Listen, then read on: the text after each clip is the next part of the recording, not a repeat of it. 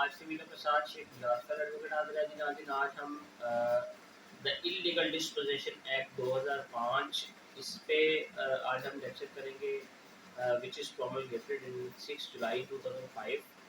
जो immovable property थी उस पे किसी का भी जो कब्जा था, पोजेशन था, इलीगल जो पोजेशन था, उस कब्जे को ख़त्म करने के लिए जो है वो ये कानून जो था वो बना था। और जो लेजिस्लेचर थे उन्होंने इसको सिविल प्रोसीडिंग के साथ इसको क्रिमिनल प्रोसीडिंग बना दिया।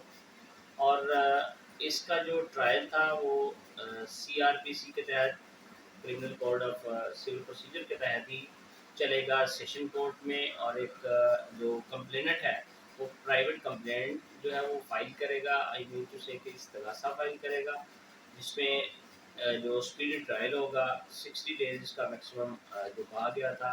और डे टू डे जो है इस पे हेयरिंग होगी और इसको ख़त्म कर दिया जाएगा। अब इस पे आज हम सिर्फ जो करेंगे सेक्शन ओनली 3 कि हम किस तरह जो है इलीगल डिस्पोजेशन जब होता है तो उसकी जो है वो रेमेडी क्या है, उसकी जो क्रिमिनल प्रोसीडिंग जब स्टार्ट होती है तो उसको सज़ा क्या मिलती है, क्योंकि सिविल में सज़ा नहीं मिलती, उसका एक अलग प्रोसीजर है। इसके तहत क्या सज़ा मिलती है, और अगर वो झूठा केस फाइल करेगा, झूठा इस्तगासा करेगा तो उसका क्या हाल है और किस तरह इसको कम्पनसेट किया जाएगा। तो सबसे पहले स्टार्ट करते हैं सेक्शन 3 को, prevention of illegal disposition of property. देखिए इसमें सबसे इम्पोर्टेंट बात यही है कि इमूवेबल प्रॉपर्टी होनी चाहिए। No one shall enter into or upon any property. कोई भी शख्स किसी की प्रॉपर्टी में गैर कानूनी तौर पर दाखिल नहीं हो सकता टू डिस्पोज ऑफ, उसको जो है बेदखल करने के लिए। ग्रैब, उसकी प्रॉपर्टी को, जो लैंड ग्रैबर है यानी कब्जा माफिया है, कंट्रोल, अपना कंट्रोल ले सकता है। और occupied without having any lawful authority to do so with the intention. इसमें दो चीज़ें हैं, एक तो ग्रैबर जो है वो डिस्पोजेस हो और इंटेंशनली हो, तो क्या होगा, क्रिमिनल उसके प्रोसीडिंग स्टार्ट हो। ठीक है जी। द प्रॉपर्टी फ्रॉम ओनर और ऑक्यूपायर ऑफ सच प्रॉपर्टी से छीन ले।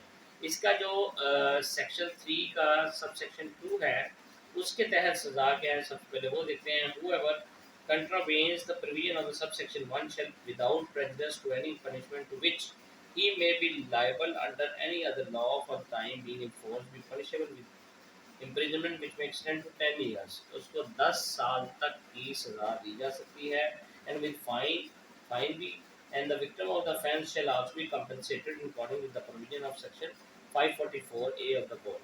अब जो यहाँ पे एक और चीज़ दी गई, CRPC का सेक्शन 544A है, उसके तहत जो है उसको कंपनसेशन भी दी जाएगी, यानी सजा और कंपनसेट भी किया जाएगा।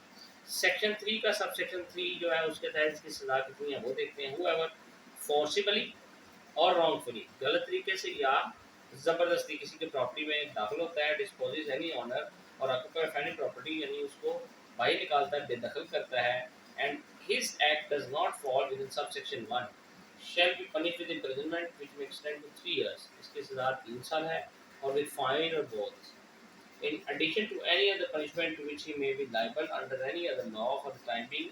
इसमें भी क्या है, एंड पेनी कंपनसेशन, जो इसको कंपनसेशन जो है वो दी जाएगी। आप इसका ही एक और चीज़ यहाँ पे ऐड करता चलो, स्पेसिफिक रिलीफ एक्ट जो है उसका सेक्शन जो है 8 और 9 वो भी रेमेडी के अकॉर्डिंग है। उसको सेक्शन उसका SRA का 8 और 9 को हमने इसके इलीगल डिस्पोजिशन एक्ट 2005 के सेक्शन 3 के साथ जब मिला के पढ़ेंगे तो वहाँ पे आपको पता चलेगा, वहाँ और यहाँ पे सेम चीज़ें हैं। वहाँ पे सिविल लिटिगेशन है और यहाँ पे क्रिमिनल जो है वो प्रोसीजर है।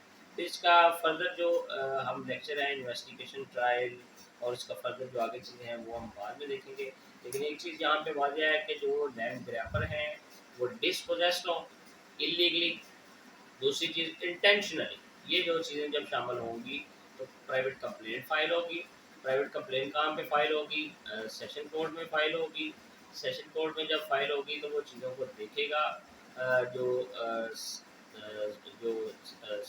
सेशन कोर्ट में जो भी उसका जज होगा, तो डे टू डे उसकी हेयरिंग चलेगी। 60 डेज में स्पीडी ट्रायल होगा, 60 डेज में उसको ख़त्म करने की कोशिश की जाएगी। अगर कंप्लेनेंट जो है वो गलत साबित हो गया, उस पोजेसन जो है इलीगल शो ना कर सका, तो फिर उसकी सज़ा क्या होगी, उसको 5 लाख रुपया जो है वो हर्जाना जुर्माने के तौर पे भरना पड़ेगा। Thank you.